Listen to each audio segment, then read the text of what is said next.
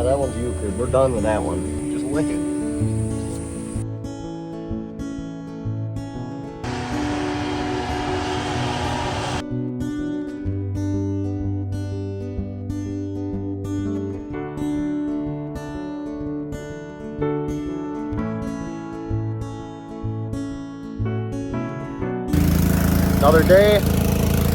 Another day of spraying.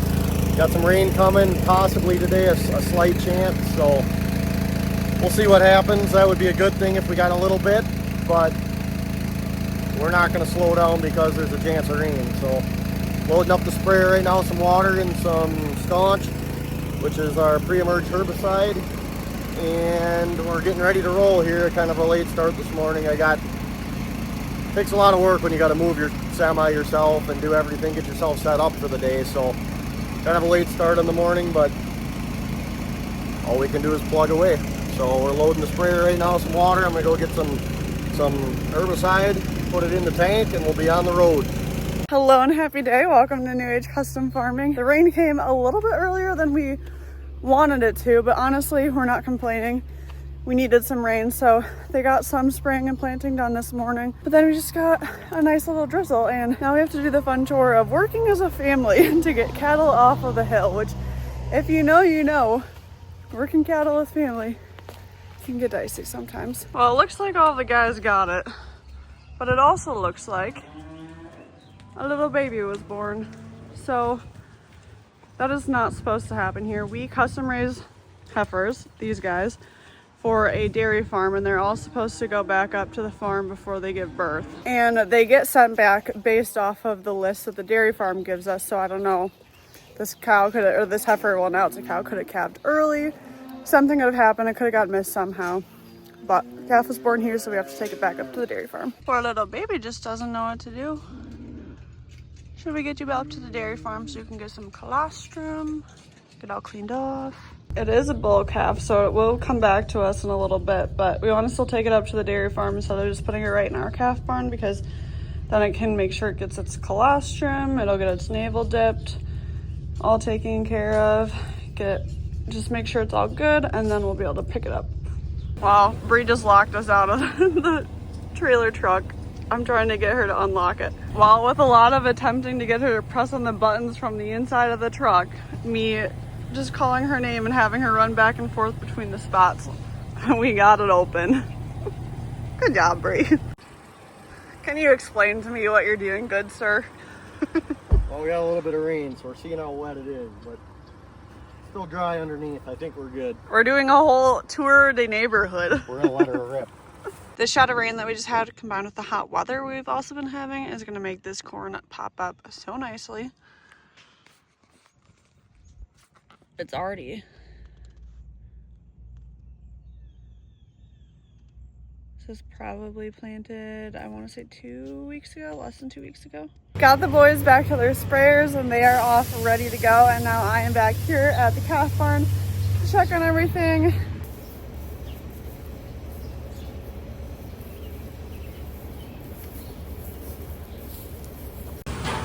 Brewster, did it start downpouring again? She knows she's not allowed in here. I told her she could come in. So yeah, it just started downpouring, like it was a massive downpour. Now it's lightening up a bit out of nowhere. So that's fun. Avery just left. He came back with the semi and the dash trailer and he just filled up and he just left. But I don't know how it's gonna work out for him tonight. Speaking earlier of how it's almost time to do haylage, look what's in the shop.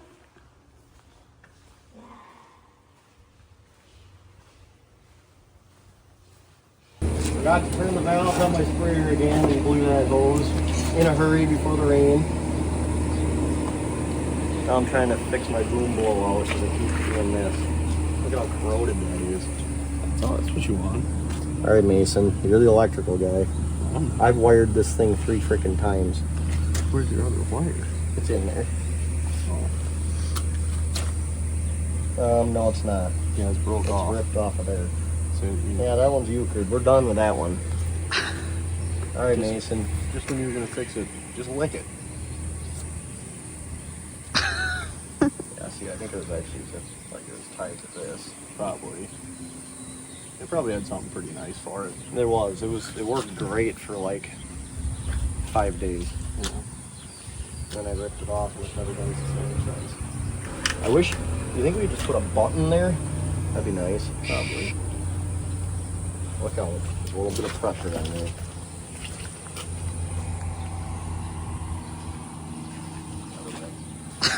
That was very anticlimactic. Still have one in the K-Whopper? Should be. Where is it? Is it in that bottom cubby? In there. I don't know if that'll be right though. Switch is normally on the end right here, but it just keeps getting beat up because we're chucking it around everywhere, you know, and it pulls on the wires and rips my plug out. So I'm thinking about doing is cutting where the wire comes through right here. I'm thinking about mounting a button or a switch on the end of the boom right here that you can just push to blow the hose out. I think it'll stay a lot better, in a lot better shape right here. If anyone else who has this trailer has issues with that and you've figured out a solution, Right? let us I'm gonna know. go to town and look for a switch. It is a hot and humid day today here on the farm. The vet is on his way to preg check our heifers, and then we will go and put in the final fields of beans. Moving some calves that just got weaned in the calf barn to the wean pen. They get weaned at around 8 weeks old.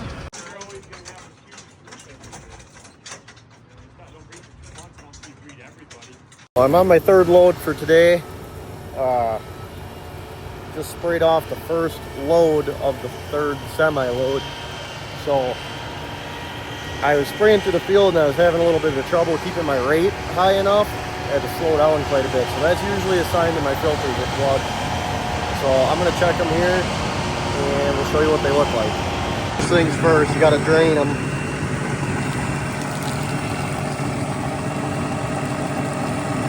There's 2 of them, there's right on the back here. And I'm gonna go get my gloves.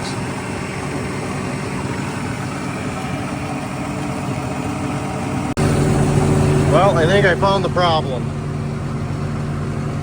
All that fine crap in there. It's got to throw. These 2 filters have to flow about 100 gallons a minute. So you can about imagine 100 gallons a minute going through that. It just doesn't work that great. So I've got my fresh water right here, and I'm just gonna rinse them out. But I gotta put my gloves back on.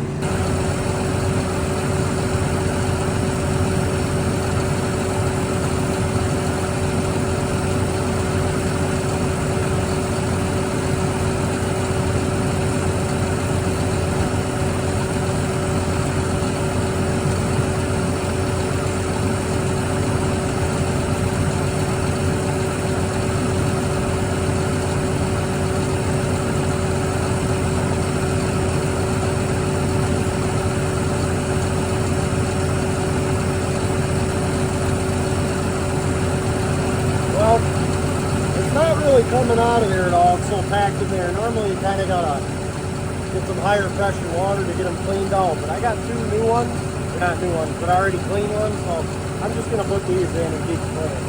I'll clean these out tonight.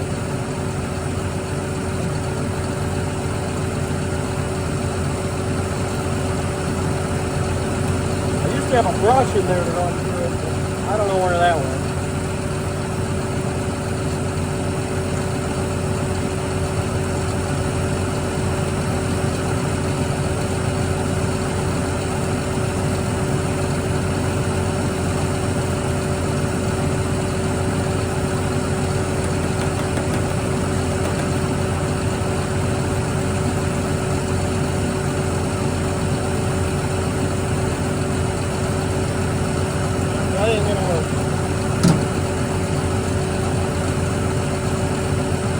Side note, for anybody who's spraying these Milwaukee pack outs, they're super nice to have all your little O-rings and all the stuff you need in there. So we just got a decent amount of rain yesterday, but they still want me to go try planting in this field, even though it's a peat marsh, and I will probably get stuck.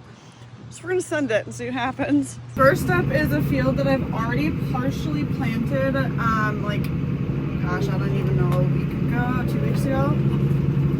So I'm just finishing up. It was very muddy down here when I planted it on this like ditch part of it, so I'm just gonna finish up that little bit and then go over to the side. That is the actual peat marsh that is gonna be a treat, as Mason likes to say things are, a treat to plant.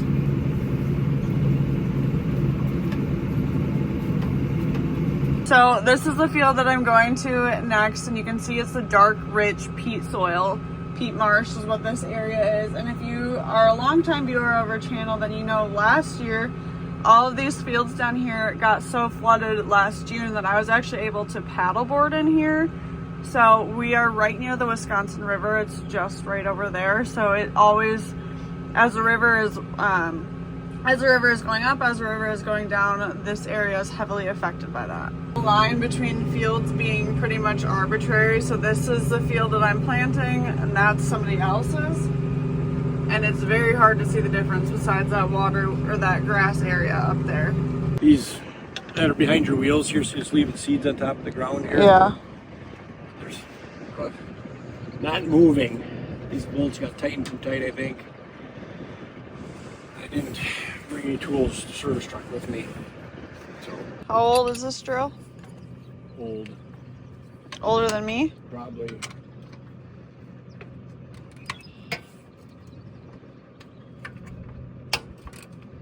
I'm pretty sure I tightened the, like this part.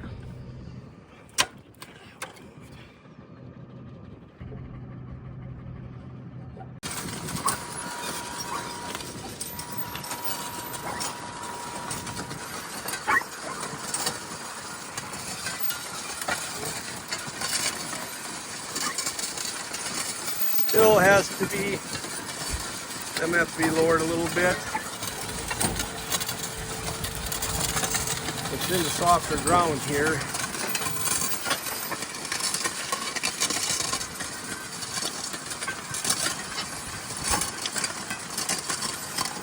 So with the peat marsh and the super soft soil, it essentially makes it so the drill is really heavy on the soil and it displaces a lot, and depending on where the wheels are as well as the closing wheels, the drill is either sunk too much in one part so it can't really drive itself, or it's not actually covering the seeds. And so what you're doing is kind of just adjusting the heights of different things so it's actually covering the seeds, actually doing hopefully a better job. And we're supposed to get rain tonight, so if it gets rained on, it should be good to go. But I'm going to finish this field that I'm in now. There's one other peat marsh field down here that needs to get done too, but it was too wet to be dug, and so then obviously I can't plant it. So the planting chronicles will continue on. Well, I may have ran out of seed a little bit, so I'm just going over a few passes, and then I am going to finish this field, and then they are digging the next field that I'm supposed to go into, but we completely emptied out the seed tender when we refilled me, so I'm not sure if I'm gonna have enough seed for that.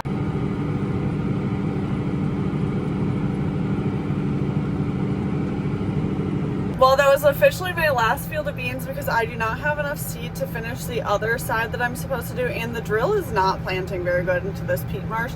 So Mason's gonna come down here to plant corn, and then he has some other fields down here, and then I think we're gonna be completely done with planting. But that is it for my soybean planting for the year. How does it feel to be out of fuel? I'm more so out of chemical for fertilizer. The semi's empty. Yeah, I had to move farms. Anyway, so now I'm moved for the morning. You're so smart. And I'm full of fuel. And death. You're so smart. I know. All you had to do is pay attention.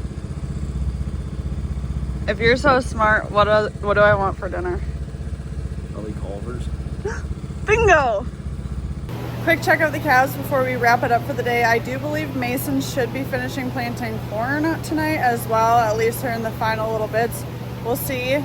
I will update you if Mason doesn't update you guys, but thanks so much for watching today's video. Up next, we still have lots of spraying to do. Avery still has some pre-emerge to spray, and then we'll be going right into chopping hay. So lots to come with that, of course, as always. And with that, thanks so much for watching today's video, and we'll see you in the next one. Bye.